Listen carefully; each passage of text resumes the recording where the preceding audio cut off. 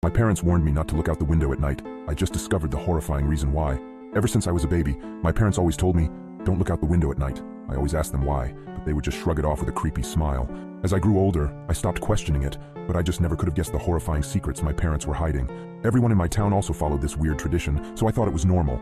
That was until I went to college and noticed that none of the other kids were like this. So during Christmas, when I went to my parents' house, I remember them telling me not to look out the window. I gave them a smile and a small chuckle before telling them I wouldn't. However, curiosity struck me the moment they left the room. As I lay in the dark, I came to a decision. I was going to look out of the window. Just as my hand came to the sheer white curtain of the guest room, I paused. My mind flashed to that one time when I was 12. My parents were talking in the kitchen. I was home with the flu and was about to make my way to the sink for some water, but I stopped at the doorway. I hid behind the wall, peeking my head out from the doorway just an inch. My mother was crying and my father was holding her and rocking. That poor little girl.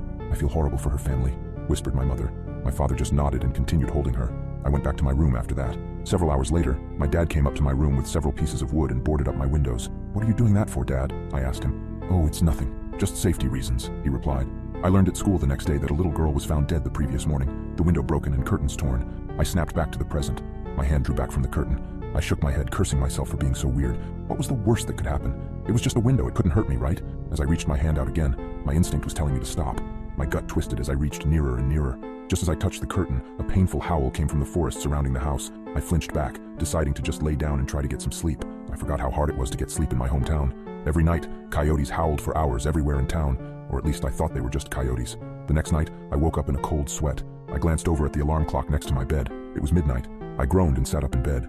A low growling sound from outside of my bedroom window. I thought back to last night and decided that I had made up my mind about looking out. I thrusted my arm towards the curtain and pulled back hard, almost ripping it away from the rod. I flattened myself against the wall next to the bed for a moment before I put one eye in front of the window. I immediately regretted my decision as I heard claws clacking up the house. I flung myself out of bed, tumbling on the floor. I stood up and got back up on the bed. I stuck my face closer to the window as the clacking got closer and closer. It suddenly stopped for a second before the most terrifying creature popped up from outside, emitting a horrible shriek as it did so.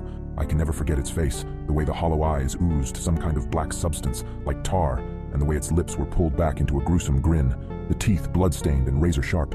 It looked like it had 4 limbs, its front 2 slamming on the glass and pounding. As I was frozen in front of the window in terror, my parents burst into the room. My father held a shotgun. He marched up to my bed and yanked me away from the window. He pointed his shotgun at the creature, shooting a bullet at it. The thing scrambled away, leaving the window almost completely shattered. "Damn it, son, it was a simple task. Just don't look out the window. How hard is that?" My dad shouted at me. I wasn't processing his words. I was sitting on the floor, arms and legs splayed everywhere in utter shock. What the hell had I just seen? My mother ran to the bedroom door. She had tears in her eyes. "Is everyone all right?" she asked. "Yeah, we're fine. We still gotta get that creepy effing monster, though." "Nathan, get up. We got some work to do," my dad said. I got up as soon as I could. My dad thrust the shotgun into my arms and marched downstairs. He opened the basement door and descended, coming back with a machete and some kind of spray bottle. He sprayed the liquid onto the machete before walking to the front door and wait. "Dad, what are you doing?" I asked, confused. I was just traumatized, and now my dad is waiting at the door, machete in hand like he was about to kill someone. Instead of a response, my dad just hushed me. The house was quiet for several seconds before a loud banging and howling came at the front door.